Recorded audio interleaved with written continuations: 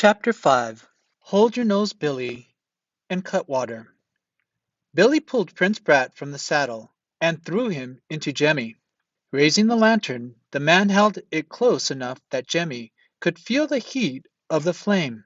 Billy was a big man, he saw, big and raw as a skinned ox, and he smelled like a ton of garlic. "Not much of a catch, 2 sparrows," said Billy. "But ain't they trimmed up in fancy rags, Cutwater?" "Ain't they?" echoed the Rattlebone Man. "Got any gold in your pockets, lads?" "No business of yours," snapped the Prince. "Ah, but so help me, it is my business," Billy said, with a thunderclap of laughter. "Don't you know who I am?" "A clod and a ruffian," declared the Prince. "Worse than that," corrected the big man. "Ain't you never heard of Hold Your Nose Billy?" "Famous he is," put in Cutwater. "Put to a song is Billy." Jemmy thought he remembered. Hadn't he heard ballad sellers flinging that name about the streets? The exploits of Hold Your Nose something or other, in verse, by the yard. "The highwayman, are you?" "The same." "The murderer?" "Only in the line of duty," Hold Your Nose Billy chuckled. "So you won't mind if we take your horse and empty your pockets?" "Not a copper between us," said Jemmy. A prince didn't carry money, for he had no use for it, and Jemmy's accounts were kept on the books. "What's in the basket?"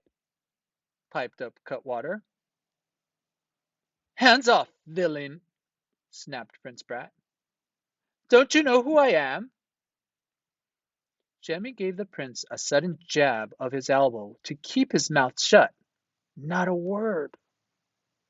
But the heir to the throne raised himself to his full height. "Bow to your prince!" Fog swirled around the lantern. "Bow to what?" asked Cutwater. "I am Prince Horace." "And I'm the Grand Turnip of China," Cutwater snickered. "Dim-witted villains!" shouted the prince. "I command you to turn us loose, or Papa will hang the pair of you in chains." "Hold your trap," Jemmy thought. "Don't you have a thimbleful of brains? A prince would make a fine catch for these rogues." "Me friend's muddle-headed," he declared. "His pa's nothing but a rat-catcher. But don't he put on airs, though?" "Got enough lip for 2 sets of teeth," charled the big highwayman. "Cutwater, take the lantern and fetch the horse." "What do you reckon's in the basket, Billy?" "Plenty of time to find out." The lantern floated off.